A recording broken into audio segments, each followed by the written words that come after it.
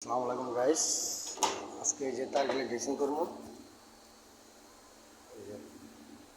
এই তারগুলো সব পুড়ে গেছে না, এই তারগুলো সব আলাদা করে নামো, ঠিক আছে। আর এই নিচে যে তারগুলো দেখতেছেন এগুলো সব ড্রেসিং করবো। তারপরে যে এই তারগুলো সব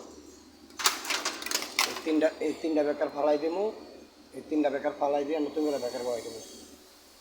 আর ওই যে নিউট্রাল আছে গিয়া 5টা, ফেজ একটা, ঠিক আছে। এই যে সব কানেকশন করে দেবো, কেন বেকার লাগাই দিব নতুন করে। আজকের কাজ হচ্ছে এটি, এটি হলো আজকের কাজ,